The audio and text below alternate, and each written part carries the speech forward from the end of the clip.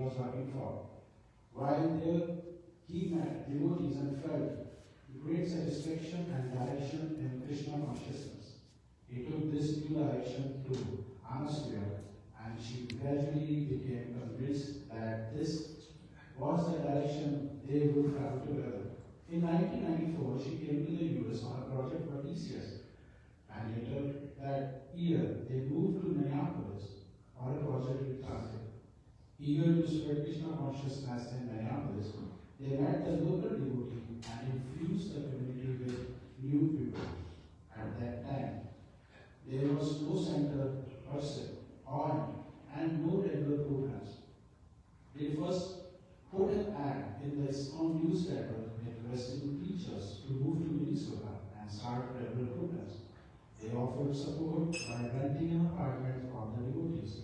On hearing nobody wanting to move to Minnesota due to the harsh climate, they were disappointed. However, by good fortune, His Holiness Ganapati Swami saw the ad and traveled to Minneapolis. Maharaj engaged devotees in road distribution on the U of M campus and conducted Mangala Aarti and home programs. Missing association and engagement when Maharaj was not visiting, they considered moving to a temple community. At that time, Jimmy Prabhu suggested that Krishna had sent them to Minneapolis to do something, not ask someone else to do it. This was confirmed by His Holiness Ganapati Swami when Purnendu Prabhu requested permission to move from Minnesota. So they began preaching to work colleagues and personal connections in the Indian community. Both would go after work every day and visit families. They were eventually able to start a regular weekly program. When Anasuya and Purnendu moved from their apartment to their home on Govardhana Puja, they began the journey of being parents and guides for many, many souls on their journey to Krishna consciousness. You will get a glimpse of this in the writings and memories from devotees. After a few years, a small group of devotees took shelter of His Holiness Mahavishnu Goswami and became more serious in their practice and spread of Krishna consciousness. Anasuya Shashi, Prashant and Aarti, Ryan, and Bhaskar became Anasuya Devi Dasi, Purnendu Krishna Das, Prasanna Badna Das, Sangeeta Devi Dasi, Alachakra Krishna Das, and Bhagavatashya Das. In the service of Sri Guru and Gauranga, their contribution to the Minneapolis Yatra has seen multiple generations of devotees grow, move, and spread, etc. As both their material careers would on, they began a second transcendental career of taking Prashadam out to multiple neighborhoods in Minneapolis via Krishna's delight.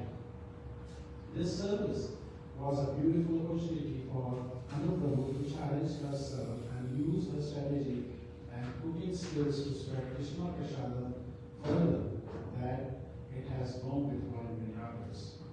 At the stand, she continues to touch the lives of customers with her personal caring interactions. Her willingness to talk philosophy and challenge recipients to think and act in the transcendental direction.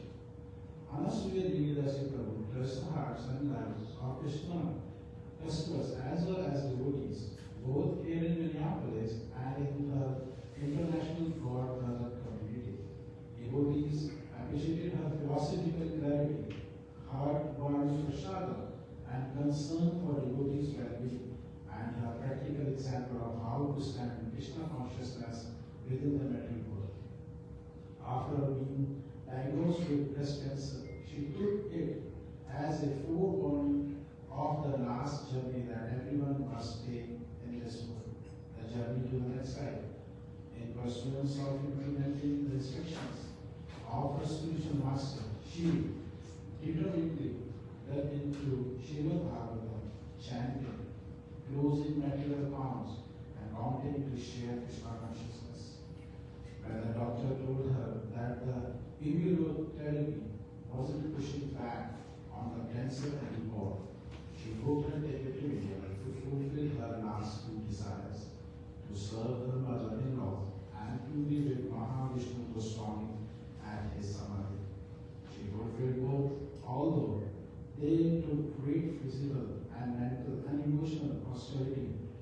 given the condition of her body.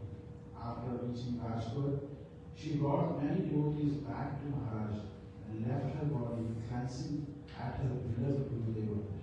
Her beloved devotees, Radha Anasuya, and amidst great chanting of the holy name, Hare Krishna, Krishna Krishna, Hare Hare, Hare Rama, Rama Rama, Hare Hare. Final rites were performed in Rajkot under the auspices of Shri Rash Neil Madhava, her Gurudev, and the affectionate devotees of Radha Neil Madhava.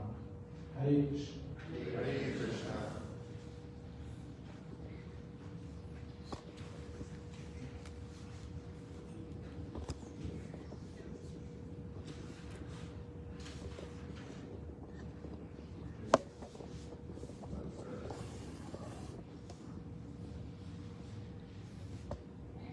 Hare Krishna devotees. Good to see everyone. I was very fortunate to know Anasuya from when they moved here in '94. I spent a lot of time with them over the years. Many programs. As was said in the nice reading that Charlie did, all that was very true as far as my knowledge. She was always in a devotional mode. This picture of her up here, a lot of times we might mug for the camera, but that was her normal look. I mean, she looked very happy, warm, and welcoming most of the time like that. And they welcomed so many people into their home, not only to come for a program, but to stay there and live there in their home. Many people have passed through their home in Golden Valley. I mean, that's a really personal thing to do and to take on. And they influenced so many people. She was a very warm and loving person. And I was proud to know her. Hare Krishna. We also, the devotees one 4th of July had a Hare Krishna picnic out at the park at Tompkins. And I found out that Anasuya was a pretty good badminton player.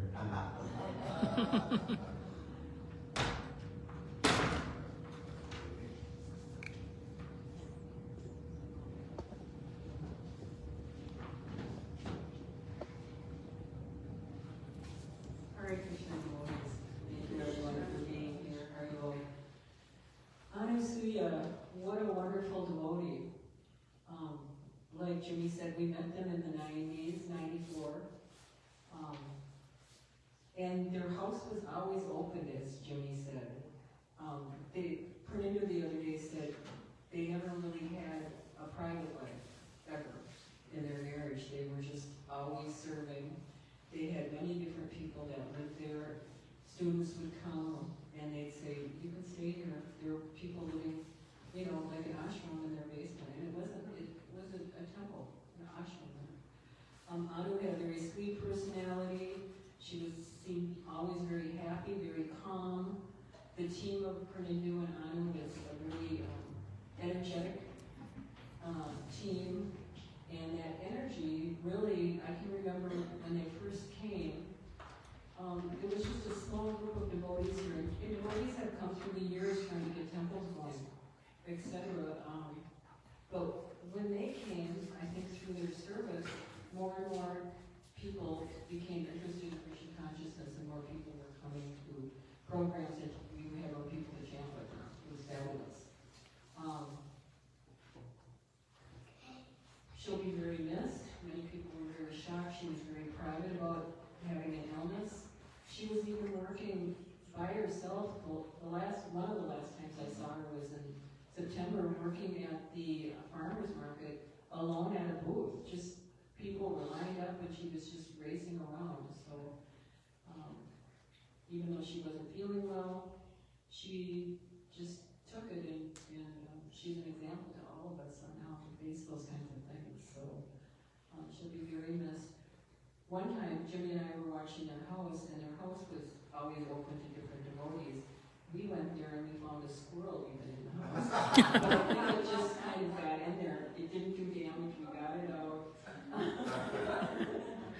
But she was very sweet to all living entities. So she was a great cook. She was very philosophical. She would ask question after question after question, and they were the deepest questions. I frequently would think, I'm not sure what she's even talking about. But she did. You know, she was just on that level. So it was, anyway, we'll miss her and we honor her. Hare Krishna. Hare Krishna, dear devotees. As Jimmy and Shirley were saying that they took in people, I was actually one of those people. I would come every weekend and stay Friday to Sunday. And they always gave me such love and welcome, and they always wanted to feed me. And one of our favorite things to do together, as there were other students there living at the house in Golden Valley, is that we would, after Mangalarti, we would just sit down on the floor, read Srimad Bhagavatam or read Srimad Bhagavad Gita, and just express ourselves, whatever we're feeling about the verse or what the message is, how we understand it. And Anu Mataji would always explain it on such a high level.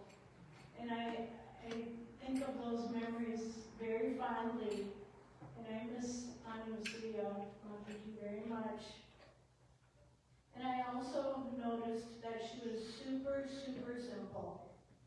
For example, their Golden Valley house had no furniture, no TVs, no tables, except for a dining room table and a bed to sleep on. That was it.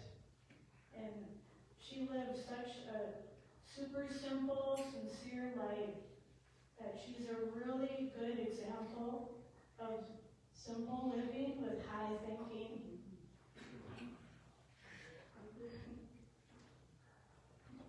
It's kind of a surprise. And yes, it is true that her own personal self and growing marriage, she never said a word about it. Never. That is the level of, I would say, simplicity and sincerity. You know, not to put your problems onto others. She's a good example of that. Thank you, Hare Krishna.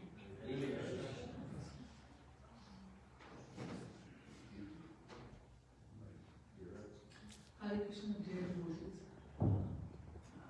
I met Anu Mataji in Purnapahu in 2012, and I feel like that Golden Valley is a powerhouse, and we all devotees get the spark from that Golden Valley, and from Anu Mataji and Purnapahu.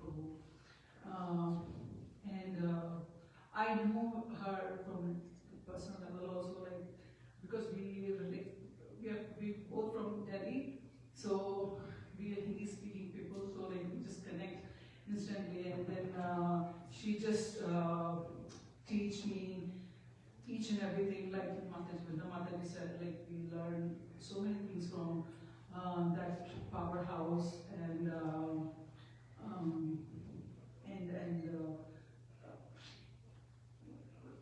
they just, whenever I have some things to don't understand everything, they come home and then try to explain according to my like thought process, or like and then they find how can you bring Krishna consciousness in whatever my thought or whatever I'm going through, kind of thing, what I have to behave, kind of. So she is like a sweet, gentle, loving, caring person, and I really going to miss her. So it's lost power, big lost power in Minneapolis actually.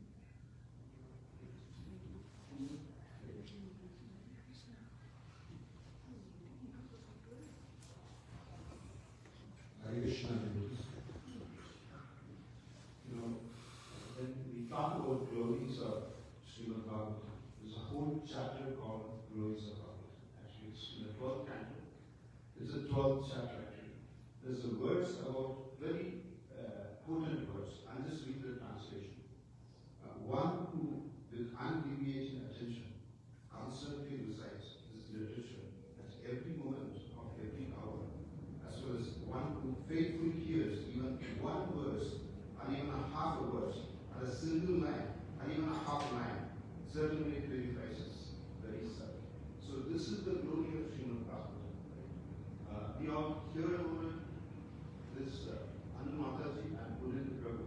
They completely absorbed in Srimad Bhagavatam and also instilled in many of us the spirit of this glorification of this Bhagavatam. Like Vrinda Mataji said that every week, I've been associated and I've been cultivated.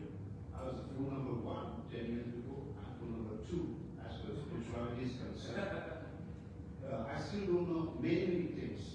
But 10 years before, when I started associated, they started cultivating, they start opening our eyes. I've seen just the tip of the iceberg of what spirituality. That is only entirely due to Anasuya Mataji.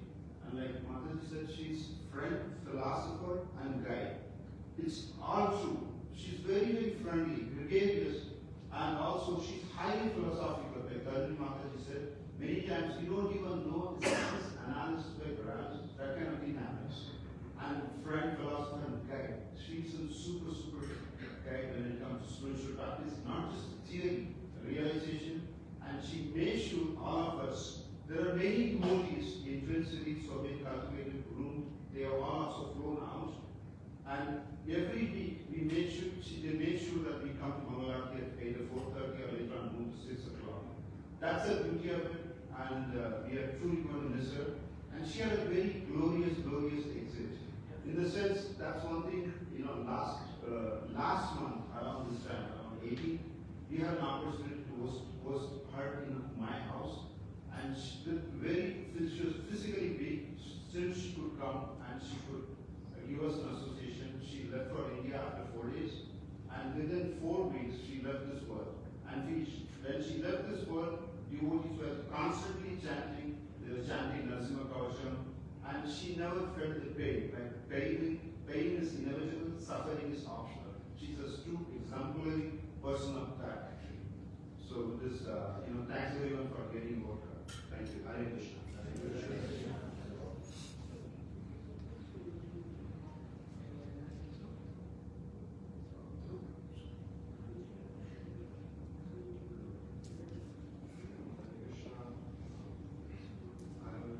I personally miss Anasuya a lot. Since I was young, I would learn home around me, and they shaped me into who I am today. And with all the knowledge that I have of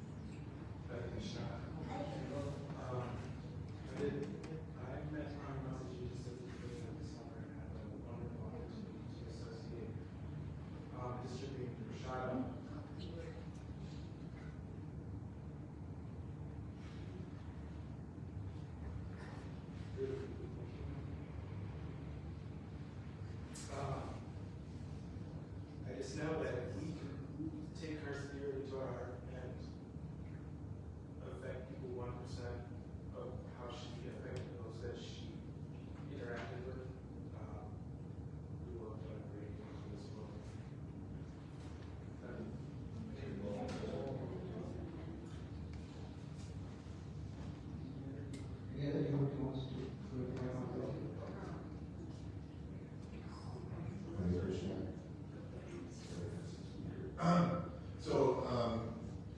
saw Anasuya at farmers markets before I got reintroduced to Krishna consciousness. I was like, hey, I'm not vegetarian. I love this food. It's prasad. I knew what it was. And then when I re-engaged in Krishna consciousness, she remembered seeing me, right? I'm just one of these schmoes going to the farmer's market after the hangover, right? To get some breakfast, you know? And she remembered that, and she said, oh, you know Jimmy and Drew? So she made these connections, but she was always so sweet. She was encouraging, just as Permetu has done for me. They're always, it's just like, you know, it's like she calls that. And I'm going to miss her because we always, you know, I saw her at the farmer's market that one day that Trini was mentioning where she was working alone. I had no clue. She was just her normal self, right? And I found out later she was sick, so. And then our Tulsi, the Tulsi that is over there on the table, I got to see them, I think it was the night before they left, because I went over and picked up Tulsi. She said, hey, Gopika reached out, she said, Anu wants to give Tulsi plant to the temple. And so, you gotta go tonight though. And I was like, what's the big deal? It's like, you know, oh, they're leaving tomorrow. I said, oh, okay. So I went and I got to speak and we chatted and she was a bishop herself and, you know, we paid obeisances to each other and, you know, and then I got Tulsi and got her into the car and I said, how are you both? And then I said this, I said, see you when you get back from India. And they just said, how are you both? You know, and I'm sad because she's not going to come back. But again, I said earlier, I pray with all my heart that she's dancing with God and Krishna and Goloka Vrindavan. I'm sure she is. I'm sure she is. So, anyways, Hare Krishna.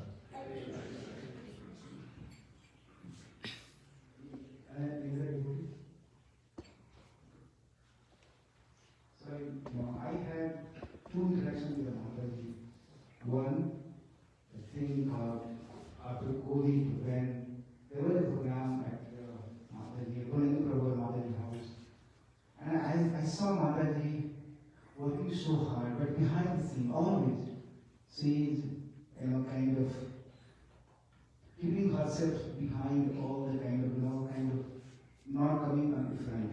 And she will be doing all kind of austerity. She will serve the devotees. She will constantly, you know, she is arranging every single thing, small to big, all the arrangements she was doing herself. Second interaction, I still remember we had a program, some Sunday feast or I don't know the exact Mataji came. Just I think it's not even 2 months over, you know. She came with Gopika Mataji. She was such a, you know, going through this cancer and, you know, in that situation Mataji came and dropped the prasadam for Sri Nivayani and she and Gopika Mataji both here, but they could not get into because I think they had to go somewhere, but in that situation also Mataji is serving to the Lord's sake. So what kind of devotee she was, and you know, I'm sure like Prabhuji said, and so many devotees talk about Mataji. She must be enjoying, having good time with Sri Krishna and Radha.